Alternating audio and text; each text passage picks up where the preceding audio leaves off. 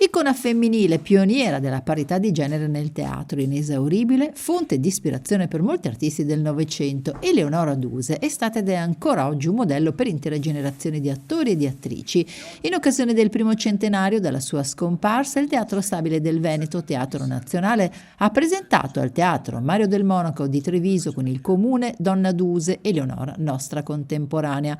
Un programma itinerante nel Veneto realizzato in collaborazione con la Regione, il circuito multidisciplinare regionale Arte Ven e l'Istituto per il Teatro e il Melodramma della Fondazione Giorgio Cini per celebrare la prima vera diva del secolo scorso. Noi eravamo obbligati a farlo perché la Duse è veneta, vero? Sarà nata per caso in Lombardia, ma è veneta di sangue, di testa, di formazione e di carattere. Abbiamo pensato a un progetto che coinvolgesse il numero più grande di istituzioni culturali, perché la Duse, oltre che essere veneta, è una grande icona italiana nel mondo. Dovunque tu vada, se dici Eleonora Duse, tutti sanno che stiamo parlando di un'attrice, forse pochi la conoscono, ma tutti sanno chi lei sia stata. E lei è stata davvero una importante per il teatro e noi questo omaggio che durerà 15-16 mesi alla Duse lo abbiamo fatto non volentieri, ma davvero come figli d'arte. Due cose, intanto l'Electra di von Hofmannsthal,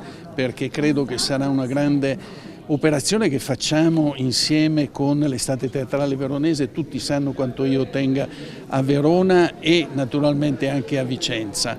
E la seconda invece è Le Martyr de Saint-Sébastien, che è un testo di D'Annunzio così importante nella vita e nella carriera, nella professione di Eleonora, forse non il migliore dei gentiluomini, ma certamente uno dei più grandi artisti che mai abbiamo avuto. Un programma davvero importante per una persona, Eleonora Duse, straordinariamente importante per la storia della cultura del nostro territorio. Tra l'altro questa programmazione incarna un po' quelle che sono anche le caratteristiche del nostro dossier per la capitale della cultura, quindi un dossier che parla di un territorio e questo programma si sviluppa su più città, ma soprattutto un dossier che vuole suscitare delle riflessioni, come per esempio attraverso Eleonora Duse si parla di parità di genere, no? Lei è stata pioniera da questo punto di vista della parità di genere in ambito culturale e con il nostro dossier vogliamo esaltare il ruolo della cultura come strumento per aprire nelle nostre coscienze tutta una serie di riflessioni.